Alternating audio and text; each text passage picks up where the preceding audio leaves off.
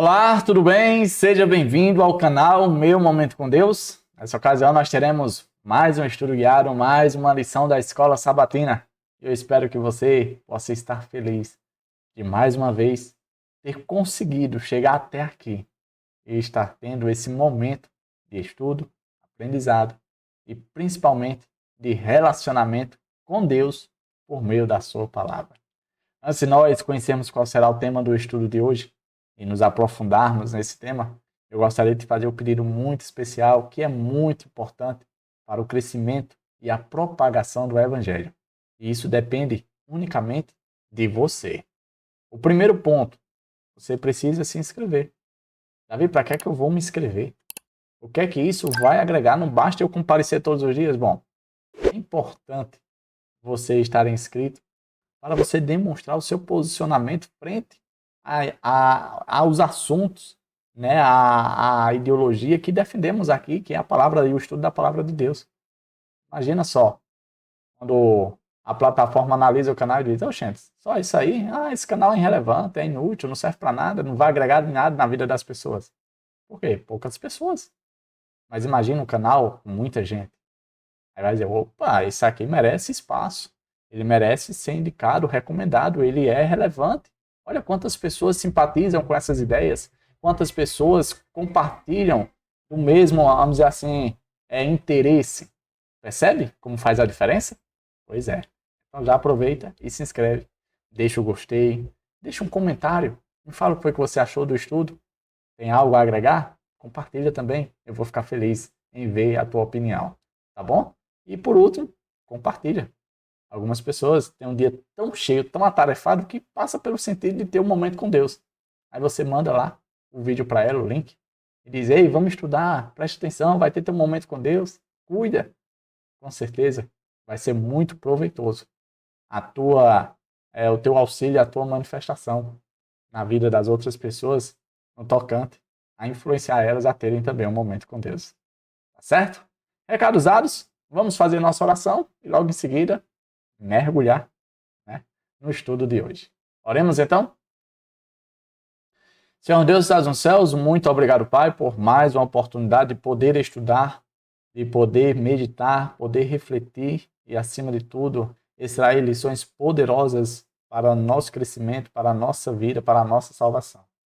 E nesta ocasião, mais uma vez, o Teu Espírito seja o nosso professor e que por meio da presença, do auxílio e do consolo dele, a gente venha a se relacionar perfeitamente contigo. Perdoa os nossos pecados, dai-nos a tua graça, nos cobre com a justiça de Cristo. É isso que nós te pedimos, no nome santo e poderoso do teu Filho amado, Jesus Cristo. Amém. Pois muito bem, chegamos ao tema de quarta-feira, basicamente vencemos a metade da semana, né? E aí o tema de hoje é olho por olho. Você já ouviu esse termo em algum lugar? Não sei se você esteve aqui comigo, mas houve um dia aí que estudamos e foi citado esse verso. Olho por olho, dente por dente, pé por pé, mão por mão e assim por diante. E aí nós vamos refletir um pouquinho nesse tema. Vamos ler também um contexto que foi citado esse tema, esse assunto. Veja comigo, o contexto está ali em Mateus. Mateus capítulo 5, versículo 38 ao 48. Eu acho que você conhece esse contexto por ele ser bastante conhecido e famoso, né, ali dentro do ministério de Cristo. Então fala assim, ó: "Vocês ouviram o que foi dito, olho por olho e dente por dente. Mas eu lhes digo, não resistam ao perverso. Se alguém o ferir na face direita, ofereça-lhe também a outra. E se alguém quiser processá-lo e tirar-lhe a túnica, deixe que leve também a capa. Se alguém o forçar a caminhar com ele 1 milha, vá com ele 2. Dê a quem lhe pede, e não volte as costas àquele que deseja pedir-lhe algo emprestado. Vocês ouviram o que foi dito: ame o seu próximo e odeie o seu inimigo. Mas eu lhes digo, ame os seus inimigos e orem por aqueles que os perseguem, para que vocês venham a ser filhos de seu Pai, que está nos céus. Porque ele faz raiar o seu sol sobre maus e bons, e derrama chuva sobre justos e injustos. Se vocês amarem aqueles que os amam, que recompensa vocês receberão? Até os publicanos fazem isso. E se saudarem apenas os seus irmãos, o que estarão fazendo demais? Até os pagãos fazem isso. Portanto, sejam perfeitos, como perfeito é o Pai Celestial de vocês. Olha, depois do estudo dessa semana, esse contexto, ele ficou ainda mais claro.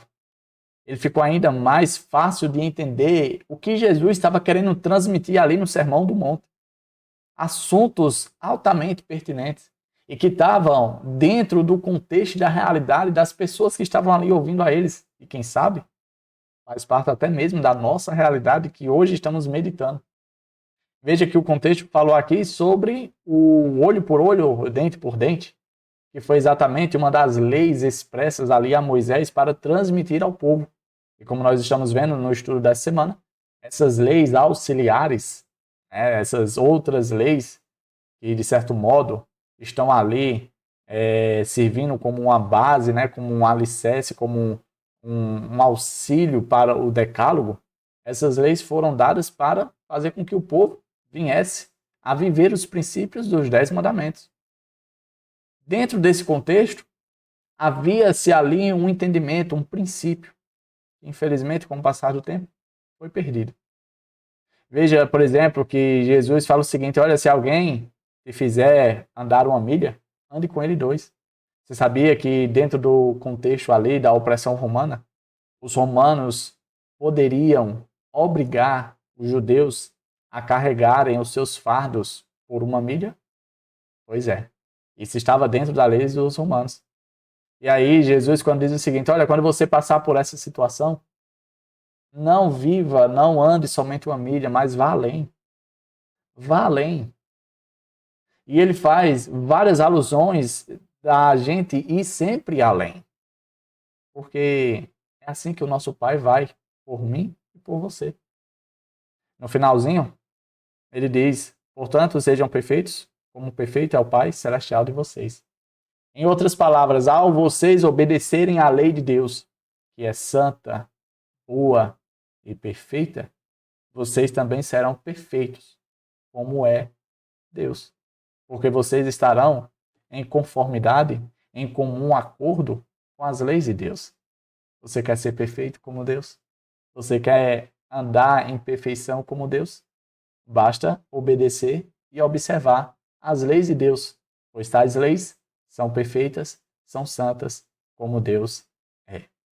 Com base nisso, eu separei aqui alguns pontos do nosso estudo para nós conversarmos um pouco mais. E o primeiro ponto diz assim, no Sermão do Monte, Jesus Cristo citou o texto do Antigo Testamento, com os quais seus ouvintes certamente estavam familiarizados. Você sabe que os fariseus, que era a classe religiosa da época, eles eram os responsáveis por propagar e ensinar o povo sobre as leis de Deus.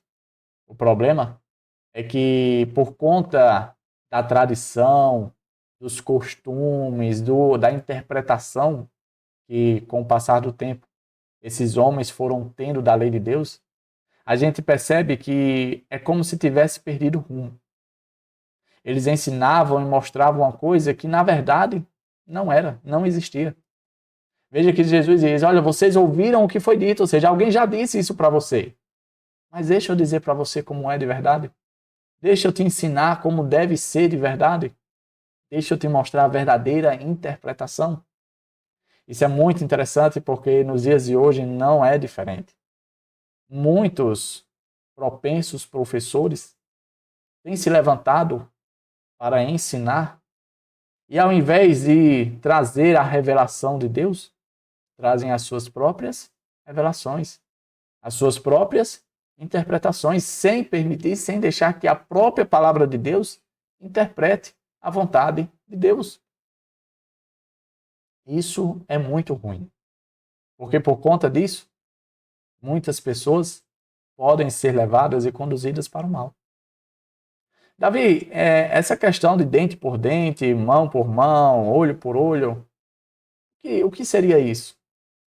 Sabe, quando eu estive refletindo sobre isso, eu vejo duas aplicações, duas razões, porque existiu esse tipo de lei. A primeira, e que vai ser apresentada aqui, e a segunda que eu vejo, a segunda seria tipo o seguinte, uma proposta para você não quebrar a lei. Porque ao quebrar a lei, você estaria sujeito a passar na pele exatamente as consequências da sua quebra de lei. Sabe aquela historinha que são ditas quando a gente é criança, de um aspecto do tipo, olha, não brinca com fogo, senão você vai fazer xixi na cama? Bom, nenhuma criança quer fazer xixi na cama. Então, para não fazer xixi na cama, basta não brincar com fogo. Em outras palavras, se você não quer perder um olho, não tire um olho. Se você não quer perder uma mão, um pé, não tire uma mão e um pé do seu semelhante. É simples. Basta você obedecer à lei, basta você não fazer nada errado e também você não será penalizado. Você não será cometido de igual vingança. Entende?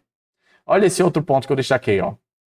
No Sermão do Monte, ao dirigir seus ouvintes e volta à intenção e significado originais do texto bíblico, Jesus estava buscando corrigir algumas dessas interpretações equivocadas. Muitas pessoas estavam distantes da vontade de Deus, simplesmente porque foram ensinadas erradas. Foram apresentadas para elas de maneira errada. Por isso é tão oportuno, tão importante nós termos esse nosso momento com Deus e estudo e reflexão na palavra. Porque de forma coesa, né, e, claro, pela intervenção do Espírito de Deus, nós chegamos a um entendimento. Ao invés de delegarmos a outras pessoas a explicação, o entendimento da palavra de Deus. O outro ponto que eu deixei aqui é o seguinte: a intenção original dessa lei era impedir que as pessoas fizessem justiça com as próprias mãos e, assim, evitar toda forma de vingança pessoal. Sabe aquela situação de uma injustiça acontecer com alguém da sua família, alguma coisa desse tipo? E aí você querer vingança, você querer, quem sabe, fazer com que a pessoa que lhe fez mal, ou mal a alguém que você ama, pague por aquilo? Essa lei serviria exatamente para isso. Para, ao invés de trazer uma vingança desproporcional, e que, ao invés de aplicar a justiça, aplicasse de forma injusta a justiça, então a lei ela trazia, de certo modo, equidade. Ou seja, o que foi tomado? Qual foi a perca? Qual foi o dano? Olha, foi o olho. Foi um olho? Foi um olho. Então, a justiça pede um olho. Não, mas eu tô com muita raiva. Era meu olho preferido. Olha, esse olho era especial. Eu tô sentindo muita falta desse olho. Eu não vou querer só um olho, eu vou querer ele todinho. Eu vou querer a mão, vou querer o pé, eu vou querer... Não. A lei diz olho por olho. Foi um dente? Um dente.